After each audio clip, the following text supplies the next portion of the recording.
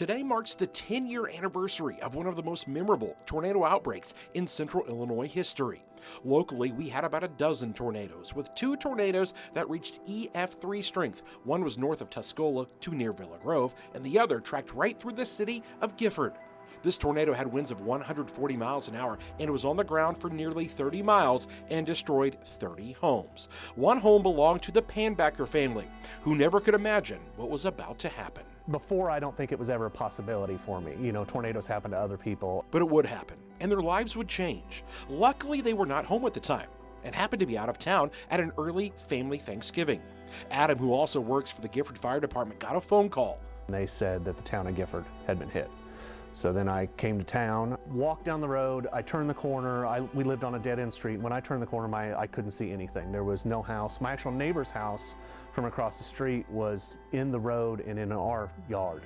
So I walked up, and the gas line for our house is shooting gas out of the ground like many other houses in town. And the water line was shooting water, and everything that was ours was strewn across the yard. I mean, I could see our bed, my son's bed, our furniture, stuff like that. It was just all rolled out in that yard. Katie, who at the time had no idea how bad things were, got a call from Adam. I was trying to remain positive until, he called me and said, "I can't find the dog. We're looking, but I can't find the dog."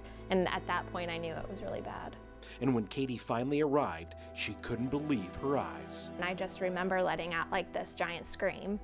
I know his aunt's like, she's never heard something like that before. And I think it was just like despair, overwhelming. Like it was just a lot of emotions all at once. We found a few things, but eventually it had to be thrown away anyway because it was covered and insulation just wasn't salvageable. Wedding photos, everything, Everything was gone. But the one thing they wanted to desperately find was their 6-month-old boxer puppy, Cooper. 6 months before we got before the tornado, we just got that puppy because we put our other dog down, and he was the best friend to our son. I didn't know how we were going to explain that to at that time our son was 3. How are you going to explain now this other dog is gone too? It had been in a crate in one of the bedrooms, and so we were digging through. And I didn't have much, I wasn't very positive on what the outcome was going to be. So we dug through for probably 4 hours, I think. And then about 4 hours in, I was sitting next to the pile that is the neighbor's house, and the dog comes out of a hole out of their house and looks at us, and I yell at him, and he runs back into the hole.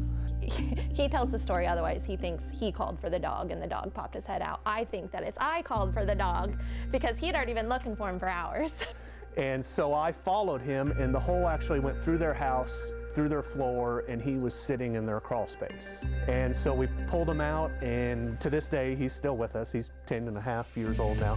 He has a small scar on his chest from whatever, but we never found the crate that he was in, anything. We don't know. We dug all through their house and everything in the yard, and yeah. So he somehow managed to get out of a locked crate and was blown into the neighbor's house. The neighbors across the street took a picture, and as we found him and pulled him out, and it was just a really sweet moment. Something good coming out of something so bad. While they had to rebuild from scratch, the Pannbacker family knows what's most important. Things can be replaced. People can't. Loved ones can't. And so we realized that after going through that, things are things.